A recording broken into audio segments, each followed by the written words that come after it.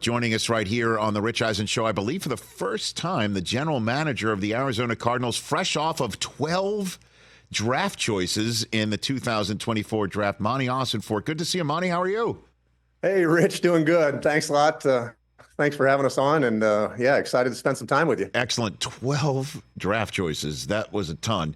You had 11 coming in. You wound up making 12. Obviously, let's start with the first one in Marvin Harrison Jr. What was happening in your draft room before making that pick? Was your phone blowing up with trade requests, chatter? Because you were the one who said, I'm not going to talk about it until I'm on the clock. Yeah, Rich, I think with that is a lot of that legwork was done during the day on Thursday, and phone calls were made and some parameters were laid down, and some teams were, wanted to wait and see themselves on who was going to be left on the clock once we got through the first three picks. And so, we had those initial discussions with multiple teams. And, then once those first three picks came and, we took those phone calls, and really ultimately there was nothing that came close to getting us to move off that pick. So, we had done a ton of work on Marvin, and really at that point it was really a no-brainer for us. And we were excited to put that pick in at that point. So the legwork during the day, what does that entail when you say that? Yeah. So, I think really the month leading up to the draft, there's people, phone calls, hey, we would be interested. What would it look like coming up to number 4? And really the specifics of that aren't laid out until really the day of the draft. And so it's similar to what we did last year. And so on Thursday during the day, teams actually started putting picks to the offer and really getting specifics with those offers. And so, some of those were, hey, let's we want to wait until we see who's exactly on the clock.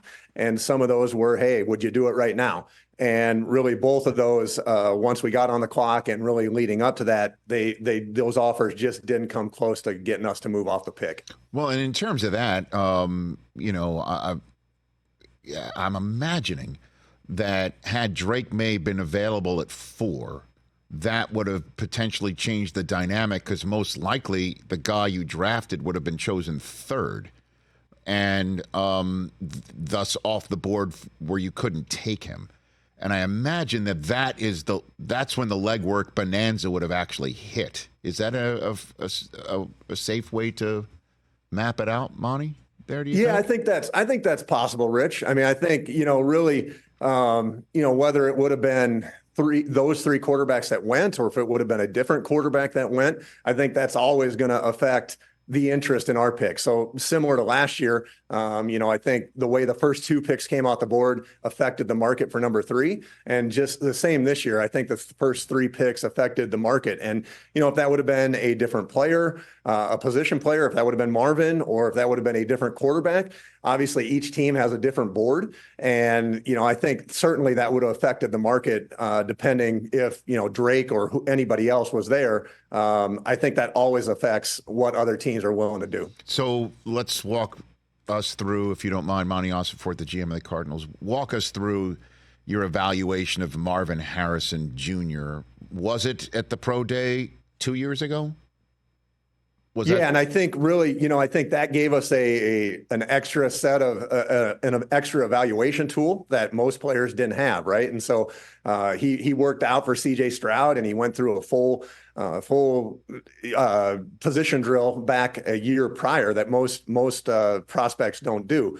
And then, our scouting process, it takes effect over a year in advance. So our scouts really began last year, a year ago, evaluating Marvin off his 2022 tape.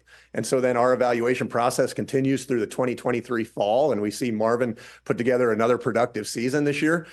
And we continue to evaluate him through that. And so Marvin, being a junior, wasn't able to go to the All-Star games like the senior prospects. And so, we didn't have the full combine workout. He didn't do the pro day this year, but we had last year's pro day to go through. And so we felt we had plenty of information, plenty of tools, plenty of just tape to evaluate Marvin on. And then once we got a chance to meet Marvin at our 30 visit, also at the combine, we really felt comfortable with who Marvin was as a player and who Marvin was as a person. Because the conversation around him has been, well, he's taking a totally different approach to the combine and everything else from any other player we've seen, and that includes quarterbacks.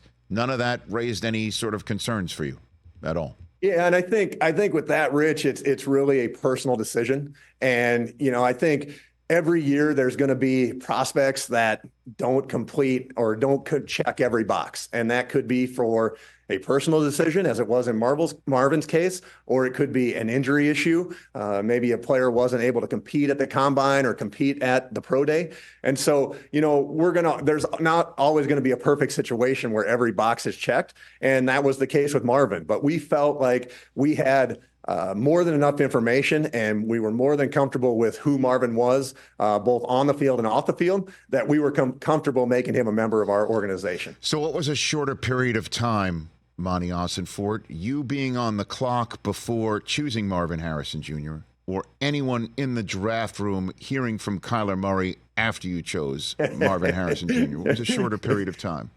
Yeah, I would say, Kyler's reaction came in pretty quick. And so between JG and I sitting next to each other, that was pretty instantaneous when the let's go, or maybe a little bit more colorful language on that came flying through. So, but it wasn't just Kyler. I'd say multiple members of our team, were excited. They're in tune to the draft. They're in tune to who we're picking. They're passionate about what we're doing and want to reach for success any way that we can. So, Kyler and multiple other players reached out and just were fired up with what we did over the weekend. Monti Ossenfort here on the Rich Eisen Show. And then you went later on in that first round. We had Darius Robinson here in studio, got to meet him. What a great kid. What a great story as well, and how he blossomed at Missouri. And you mentioned JG, that you're a head coach with a defensive pedigree. He's got to be jacked up about him. What did you like about him? Yeah, really, I think, Rich, the thing that stands out with Darius is his versatility. Really unique player in that, playing in the highest level of competition at the SEC. In 2022, really played inside. He was an interior defensive lineman and showed the ability to play on all three downs, both rushing the passer and playing the run. And then, gets to his 2023 season, his senior year, and they ask him to drop weight, and he plays on the edge. He stands up, and he plays more of a defensive end, but yet his production, if anything, it increased. And so his ability to affect the game against the run and the pass from multiple alignments along the defensive front, we just think it adds a versatility to our group, adds a disruptiveness to our front. And, really like you had mentioned, Darius is an impressive player, but, once you get a chance to talk to the kid, I mean, just mature, dependable, accountable, and just a guy that we want to build our program around, just that type of player in person. I like that kid, Max Melton, out of Rutgers, too. He's a terrific corner.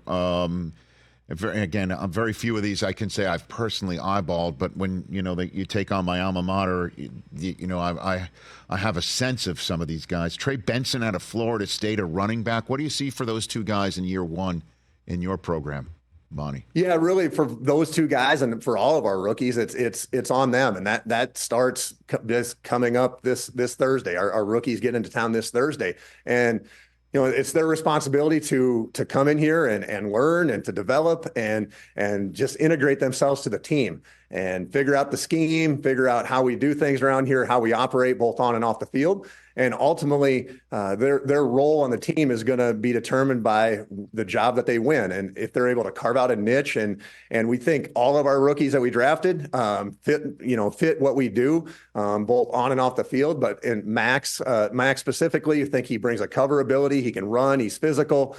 He's instinctive. He plays the ball well. And then Trey Benson, he's a big back. He's fast. He's explosive. He's instinctive. He's got good contact balance. We think both those two guys schematically fit us well. And, really it's up to them to come in here and carve out what they can do, find a role, and find a way to contribute to a winning team here moving forward. We saw as many trades in the first, 90 minutes of night two, round two, than we saw all of night one. You got a theory on that, Monti? I think really, Rich, is we were in a unique position there at the top of round two. And I think what happens there is you go home after round one on Thursday night and people look at their board and it's time to reset. And then you have all day long on Friday to sit around and look at your board. And so, I think when teams go home and they look at their board and say, oh man, and I can't believe this guy's still there, or we got to go up and get this guy. I think that creates an opportunity for those of us that were sitting towards the top of the round two there. And so, I think teams are always going to be aggressive. And, it's for some, it makes sense to go up and pay the premium to go up and get a player that they've targeted. And, for others, it makes sense. And for us at that point, it was the best interest of our team to drop back 8 slots and still get a guy that we really liked in Max Melton, and yet still pick up another premium pick that came in the midway point of the third round. And so, I think really teams are going to view that differently. But for us, it just made sense to add another player to our developing young core. A few minutes left with the general manager of the Arizona Cardinals, Monti Ossenfort. So you spent 14 years in scouting, in college scouting. Chris, you want to guess what the organization you spent 14 years scouting, college scouting? Patriots. That's correct. Hey. So, Monti, nailed it. Look at that. Did you see the Brady roast on Sunday night, Monti? Well, Rich, I got to be honest with you. I turned it on last night when it said live. I saw you welcome us all to the event. Yes, sir. And was sitting there. It was on early here out on the West Coast. It was on 5 o'clock. That's right. And I got about, let's give it about 4.5 minutes into it, and had my 3 daughters were running around the house. So I quick hit pause. I said, Shannon, we're going to get back to this later. Good move. Good stuff, we hit Monti. pause. By the way, leadership. that's a professional Leadership. evaluation on the spot right there. That's a professional evaluator. Okay. Oh my gosh. Yeah. So we got everybody put down, and then we turned it up. We turned it back on, stayed up way past my bedtime. Yeah. But got through it all. I thought it was phenomenal. I thought it was just outstanding all the way around. Right. I'll be honest as well with you, Monti. I led the show saying it kind of felt like we were watching a therapy session at work here, like 2 decades of stuff getting off their chest. Would you agree with that, Monti? A little bit of airing of grievances. Can we go there? That's right. Some of that going on. That's right. Yeah. No, it was great seeing those guys all together. And, I think with all those guys, I mean, fans don't always see that, but really Gronk and Jules and those guys, Tommy, like those guys up there, all great senses of humor. And I think it was great for people to see Coach Belichick in that light too. I mean, he's got a really impressive, dry sense of humor that,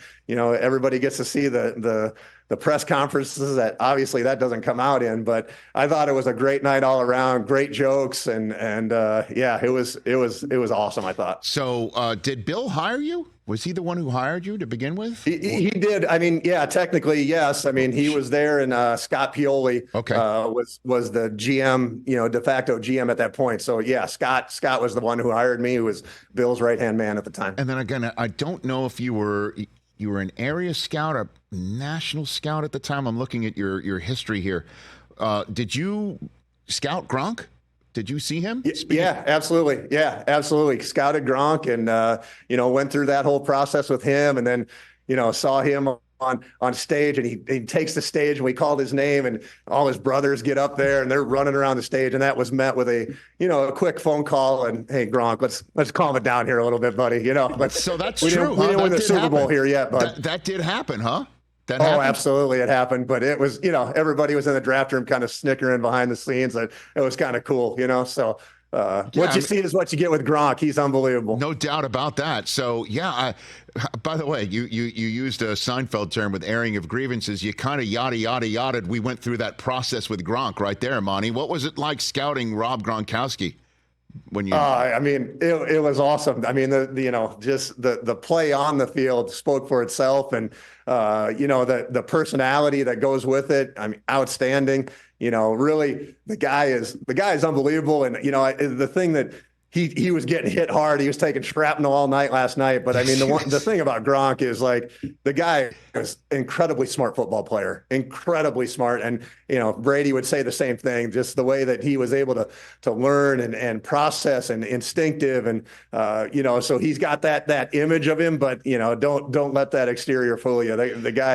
Gronk is one of the smartest players that ever came through the building there in New England. Now, did you have to, or is it your job as a scout back in the day, or is it someone else's to kind of brief Bill on what sort of a live wire this terrific looking kid on film was? Was that your job that you had to? Yeah, that was multiple people in our scouting department. And then, I think with Gronk, I mean, you can say as many times as you want what it is, and you can tell stories, but until you actually get the guy in the building, you don't really know until, you don't know until you know. And so that was great. I mean, the guy is an all-timer. I mean, future Hall of Famer, and the personality that goes with it is just outstanding. I love it. I love it, man, because that could have been a moment when the Gronks were all on the stage just celebrating. You could have look Bill in the eye and go, "They told you so." But boy, what a find, what a gem! My goodness, Monty. Again, great job with your draft and joining on the show, and also spotting very quickly to put your children to bed before watching the rest of the roast. Yeah, we called that one. So, I won the night last night. That was the right call on that one. Yes, it was. Monty, thanks for the time. We'll chat again soon. Catch the Rich Eisen Show every single day on the Roku channel, 12 to 3 Eastern, for free.